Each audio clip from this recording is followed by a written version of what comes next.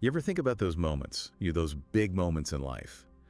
Those times where it feels like everything shifted, like the universe kind of nudged you onto a different path. I Yeah. mean, think about the very first one of those moments, that big moment, Right. the day you were born, Yeah. that birth date of yours. I mean, it's not just some random date on a calendar, is it? No, not at all. It feels like a pretty significant starting point, It right? really is. And especially from a Buddhist perspective, I think it really highlights that concept that, nothing arises on its own. Like, everything's connected, right? It's a really cool illustration of interconnectedness. It totally is. And that's exactly what we're going to dive into today on the deep dive. Yeah. That Buddhist understanding of why your birth date actually matters. Why it's so much more than just, a historical fact. Mm. Have you ever really stopped and thought about why this particular day is the one you came into the world?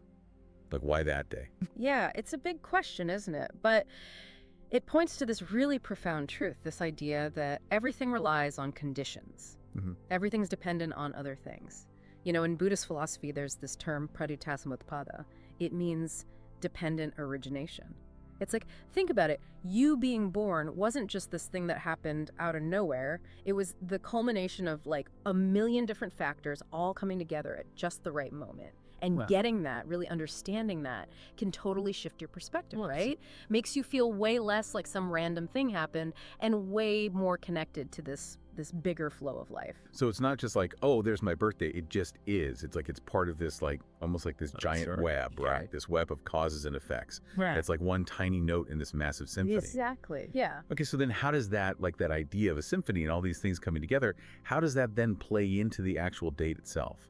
Well, the specific vibration of that moment, of that unique configuration of energies that were present at your birth, it resonates throughout your life, your whole journey. Think about a seed, a tiny seed. It has the entire blueprint for a whole tree inside of it, right? Yeah. In a similar way, your birthday, it holds all these potentials for how you're going to grow and unfold throughout your lifetime. It's like a blueprint. That reminds me of this story, and it's a really powerful story, about this guy named Arjun. And he always felt super lost, like no direction, no purpose. Till one day, he's talking to this monk, and the monk asks him about his birthday.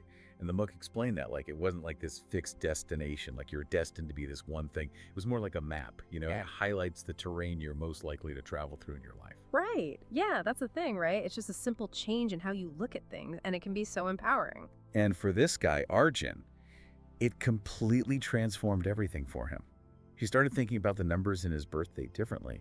And he realized they were pointing to all these natural strengths he had, like creativity and leadership, things he never really noticed or paid attention to before.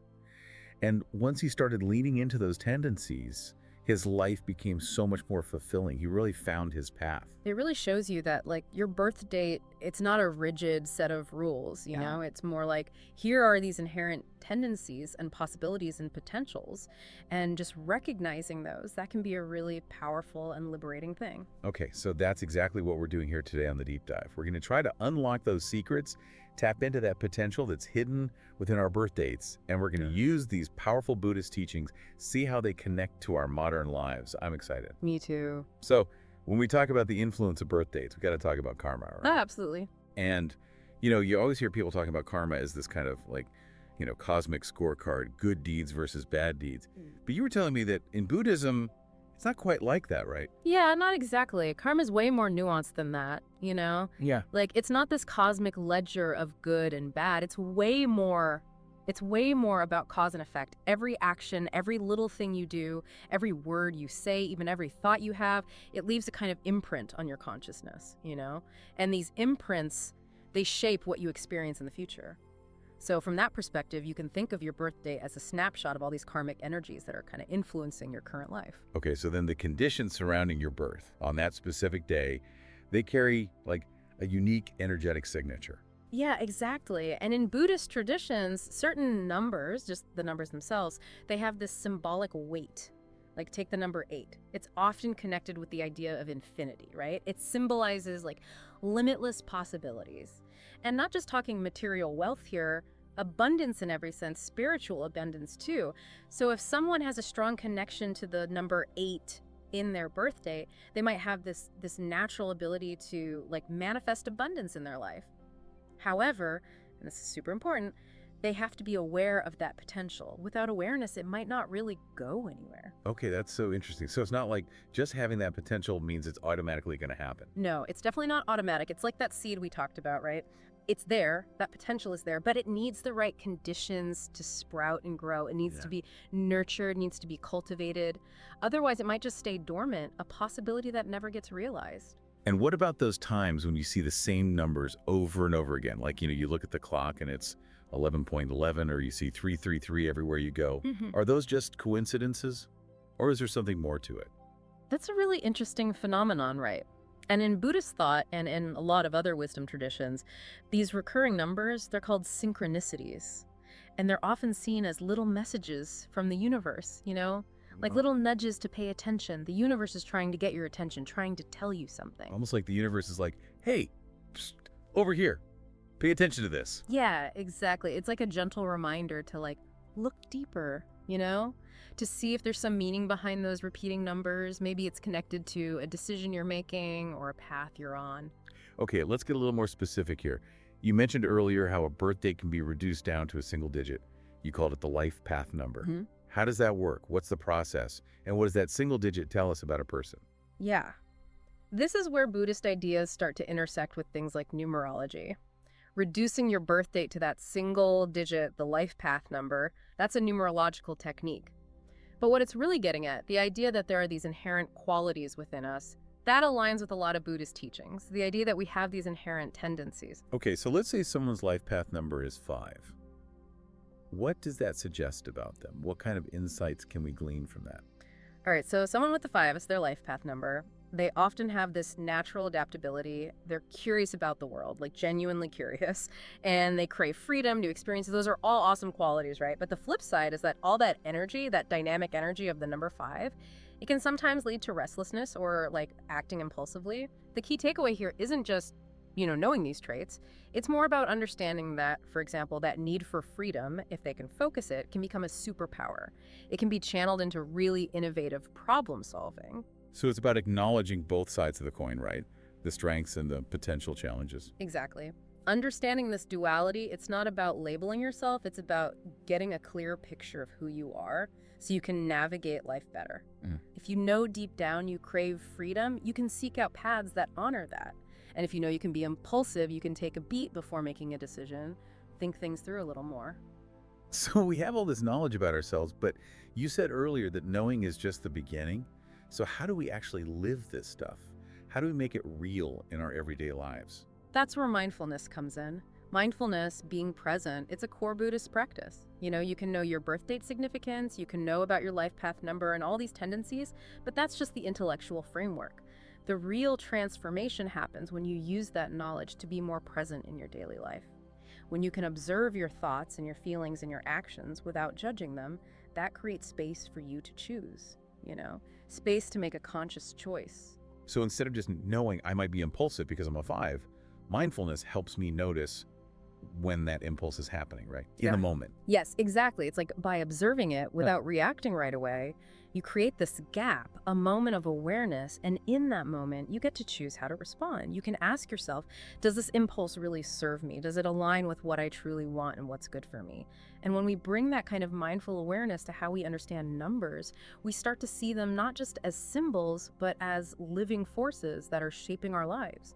We can work with them. It's like instead of just reading a weather report, you actually feel the warmth of the sun on your skin or the coolness of the rain. Right. You're experiencing it directly. I love that analogy. That's perfect. So, okay, we've been talking about this ancient wisdom, this Buddhist perspective, but let's see how it connects to some modern approaches to self-discovery. You mentioned numerology earlier. What is it about that idea of numerology that resonates with you? Well, it's fascinating to me because it takes this core idea, right, that numbers have meaning, and it builds this whole system around it. This whole way of understanding ourselves and our potential. Right, exactly. Numerology says that numbers carry these specific vibrations and they resonate with different parts of who we are. They can reveal things about our personality, our strengths, our challenges, even our potential destiny. So one of the big ideas in numerology is this life path number that we talked about before. Can you explain a little bit more about that? Sure. So your life path number, it's calculated from your full birth date, right? And it often represents like the big overarching theme of your life, the main journey you're on. It can give you clues about, what you're naturally good at, the challenges you might face along the way, and even your overall purpose. So let's say someone has a life path number of 3. What does that usually point to? What kinds of themes might they be working with in their life? All right, so someone with a 3 as their life path number, they tend to have a gift for communication, for creativity, for expressing themselves.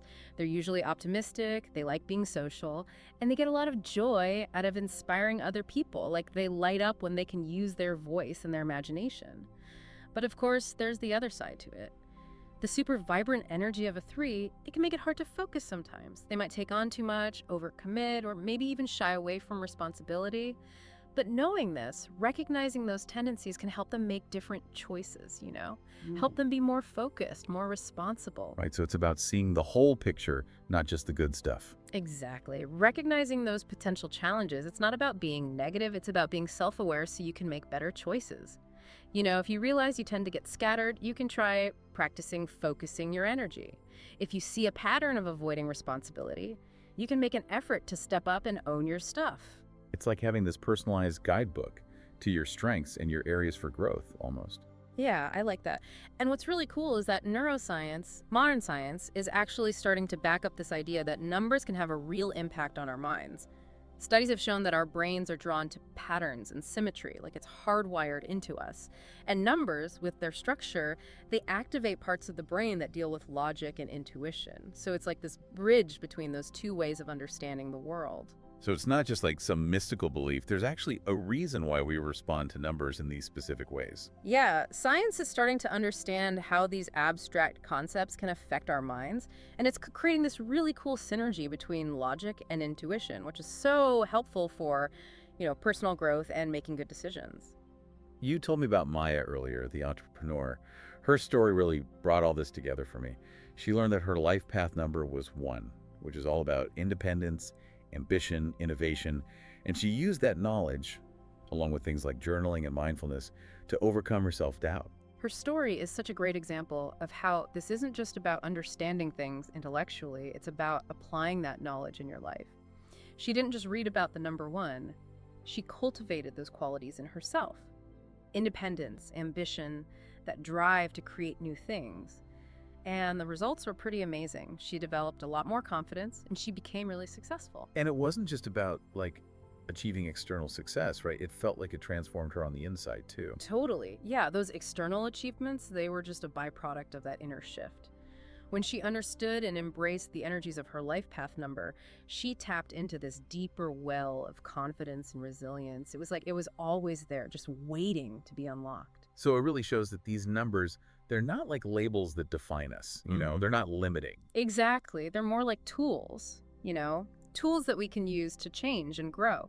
But we got to engage with them. We got to be intentional about it. They're invitations to go on a journey of self-discovery, to uncover all that hidden potential we have inside.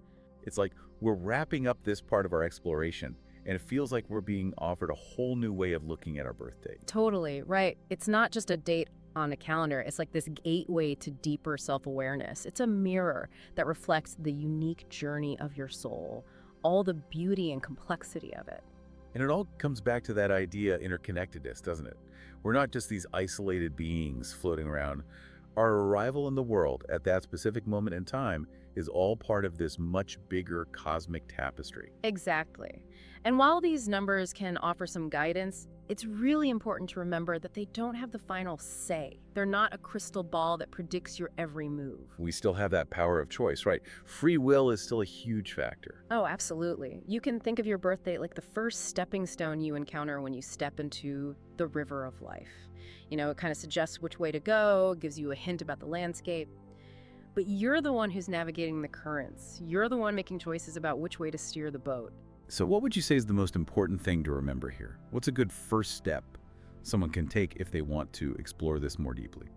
Well, I would say the best place to start is to just take some time to really reflect on your birthday. Meditate on the individual numbers, just sit with them, look into what they traditionally represent, what they mean, and then, experiment. See if you can find ways to bring those insights into your daily life. Maybe focus on cultivating a certain quality that resonates with you, or set an intention that aligns with the energy of your birth date. Just play around with it, see what happens. It's like accepting this invitation to actively participate in your own journey, to become the author of your own story. Perfectly said. And as you travel down that ever-flowing river of time, remember that those stepping stones, those significant moments in your life, starting with your birth date, they're not there to trap you. They're there to guide you, to offer you clues, to reveal all the wisdom that's already inside you. This is such rich material, and it honestly feels like we're just scratching the surface here, which is perfect because we're going to go even deeper in part 2. We'll be looking at the birth date as this symphony of interconnected numbers, exploring how we can tune into that cosmic harmony and cultivate a deeper sense of peace within ourselves. So stick around. Welcome back to the deep dive. So in part 1, we talked about how your birthday can be seen as this guiding influence in your life, right? It's kind of like this map showing you the general direction you might go. But now let's shift gears a bit and think about it as something even more dynamic. Your unique symphony of numbers. Yeah, I like that. Like, we've been looking at it as this set of individual numbers, but now it's like each of those numbers is a different note in this grand symphony, right? Right. And the symphony, it's like the universe composed it just for you. Each number, each note, it vibrates with its own special frequency. And all those frequencies together, they create the rhythm of your life. That's a beautiful way to think about it.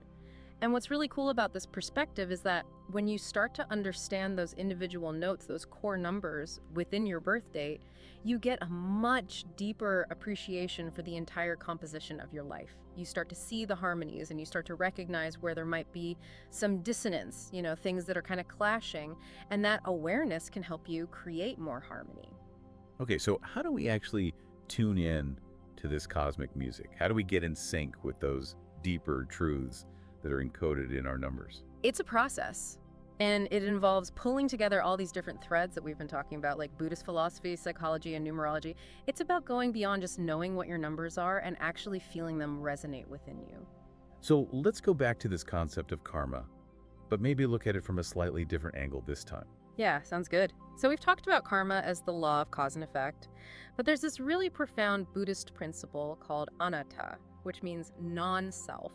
It basically suggests that what we usually think of as our fixed, unchanging self, that's actually an illusion. It's more like a constantly shifting collection of elements that are influenced by our past actions, our present choices, and the whole interconnected world around us. And when we apply this idea of anatta to your birth date, it means that the characteristics associated with your numbers, they're not fixed labels, They're more like fluid tendencies that you can work with. They don't define you, they're just part of you. So it's not like this is me and I'm stuck this way. It's more fluid than that. Exactly. It's way more fluid. It's like a river, always flowing, always changing. So when you think about your birth date, it's not like, oh, I have this number, so I'm this way. It's more like, right now, the energy of this number is pretty influential in my life. It's shaping my tendencies. It's a subtle but really important distinction that emphasizes the ever-changing nature of who we are. So let's say someone's birth date has a strong 7 energy in it, right? Sure. You mentioned before that 7 is associated with introspection and solitude. Yeah. So they wouldn't say, oh, I'm a 7, so I'm destined to be this loner type. Exactly. It's not about destiny. It's more like saying, hey, the energy of 7 is pretty strong in my makeup right now, and that might explain why I'm drawn to introspection and solitude. A different way of framing it, a more empowering way. Okay, I'm getting that. Yeah. So let's talk about another number, the number 9. You mentioned that it often represents completion and like spiritual enlightenment. How does this idea of anatta, the non-self, how does that affect how we view the 9? All right, so let's say someone has a strong 9 energy in their chart. It makes sense that they might be really drawn to helping others, to service and compassion. They get this deep sense of interconnectedness, and they really want to relieve suffering.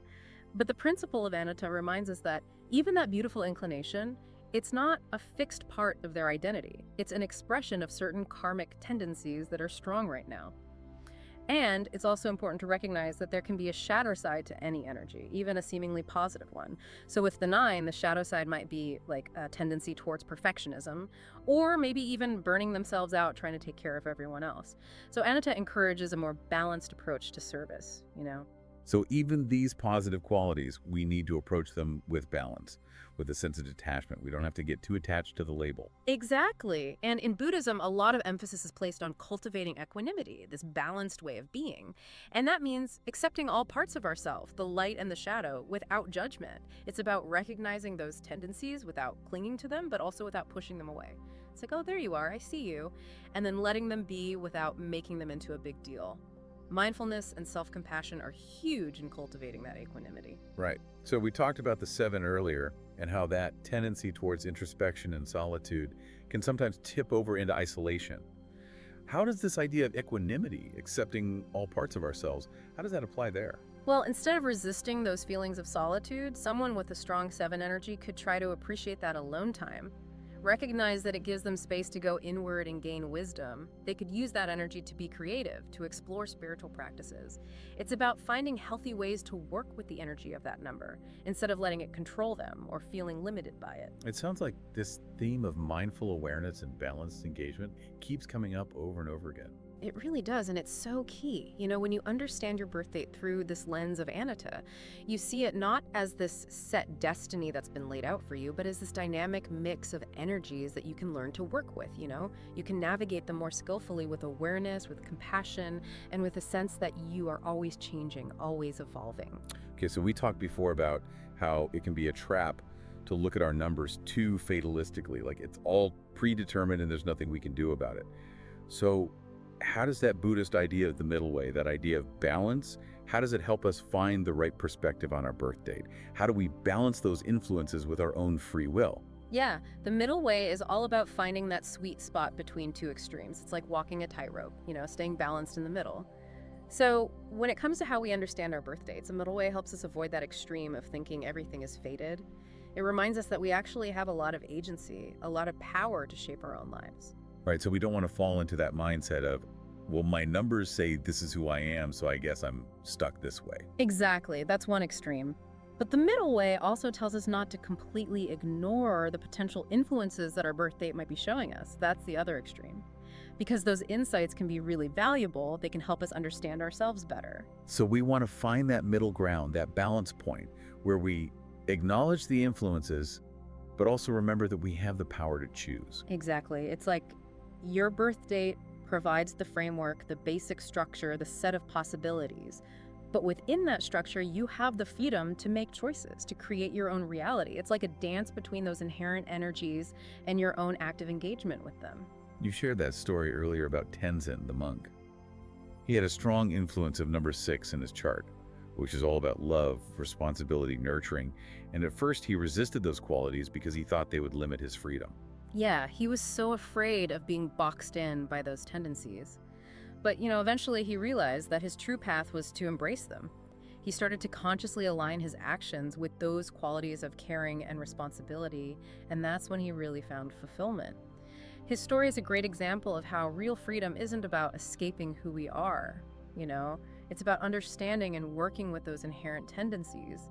It's about finding that middle ground where we can express ourselves authentically.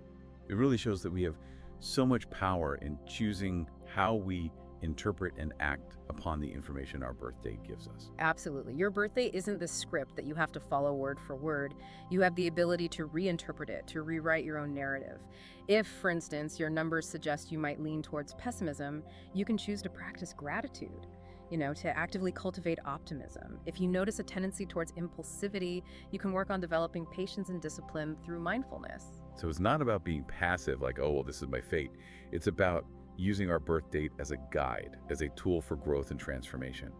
Exactly. It's an invitation to step into the driver's seat and consciously create the life you want.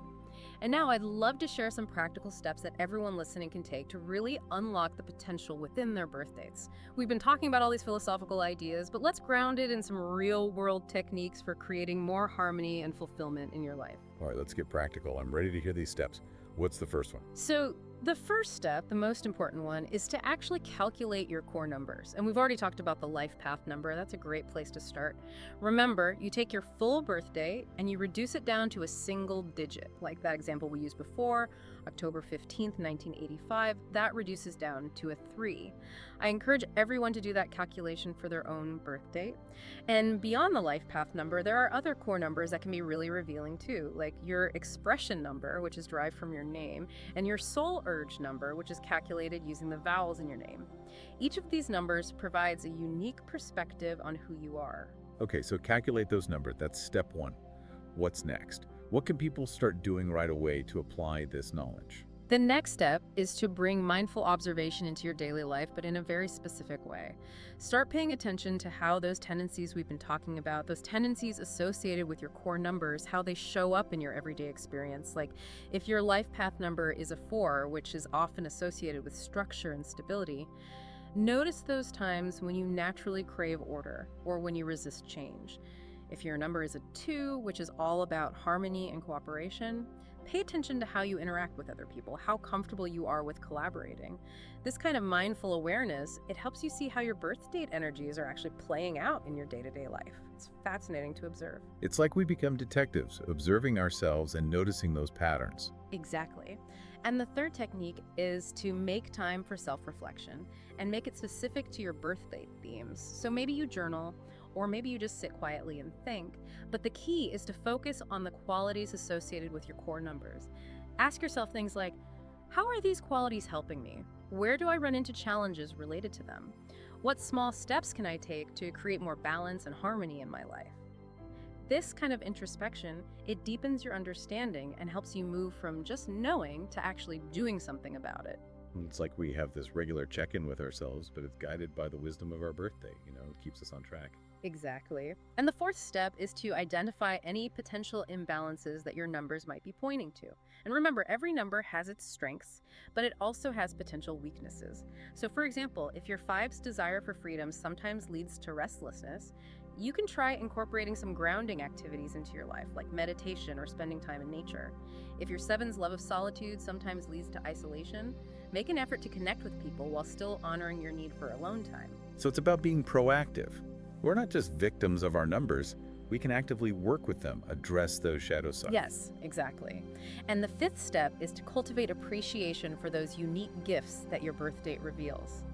Make a conscious effort to recognize and appreciate the qualities that come naturally to you. Maybe write down your core numbers and their positive attributes on a sticky note, or make it your phone background and look at it throughout the day. Little reminders like that can really help you amplify those strengths and build self-acceptance. Those are all really great tips. I like how they're all so simple and easy to incorporate into daily life. Yeah, they are. And to really illustrate how these practices can help create inner harmony, let's think back to Priya's story. Priya, the software engineer, she has a 3 life path, which is all about creativity and communication. When she consciously brought more creative outlets into her life and really focused on clear communication at work, not only did she find her job way more fulfilling, but she also experienced this deeper sense of joy and balance. It was like by working with the energy of her birthday, she unlocked this whole new level of inner harmony. That's such a good reminder that when we engage with our birth date energies, we can really transform ourselves from the inside out. Yes. It really emphasizes that your birth date isn't just this fixed set of characteristics. It's a source of potential, and it's up to you to use that potential to create a more balanced and harmonious life. Okay, so as we wrap up this part 2, it feels like the main takeaway is that our birth date can give us some really valuable insights, but it's up to us to do something with those insights. And by using mindfulness and these practical tips you shared, we can really cultivate greater inner harmony. Absolutely. It's about learning to listen to the unique music of your own life symphony and then making conscious choices about how you want to play your part, Do you want to play it with intention, with awareness, with a commitment to balance? Or do you want to just let it play on autopilot? It's your choice. Beautifully said. And in our final part, we're going to take this even further. We're going to explore how to bring that inner harmony out into the world, how to use it to create more success, well-being, and a deeper sense of purpose. So don't go anywhere. Welcome back to the deep dive. This is the final part of our exploration, and I'm really excited to bring it all together. So far, we've talked about your birth date as a guidepost, and we've looked at it as a symphony. But now I want to introduce one more metaphor. Think of your life as this vibrant, interconnected ecosystem. Your birthday is like the unique combination of elements that make up that ecosystem, and your actions are like the seeds that you plant within it. Okay, I'm visualizing this ecosystem. Yeah. And it's teeming with life, right? All these interconnected parts. Exactly. And the cool thing is, when you understand your birth date, it's like you get this user manual for your ecosystem. You learn about the different elements that are at play, their strength, their challenges, how they interact with each other. And then, the most important part, you can start to make conscious choices about what kind of seeds you want to plant, what kind of growth you want to nurture. You become the gardener of your own life. I love that. So it's not just about understanding our birth date. It's about using that understanding to create something beautiful and meaningful. Yeah. It's about taking action. Yes, exactly. It's about taking action, and it's about doing it in a way that brings more success, more well-being, more purpose into your life and into the world around you. And one of the most powerful tools we have for doing that from a Buddhist perspective is understanding the concept of shunyata. Shunyata, emptiness, right? That can be kind of a tricky concept to grasp. It can be, yeah. Yeah. But don't worry, it's not as complicated as it sounds. It's not.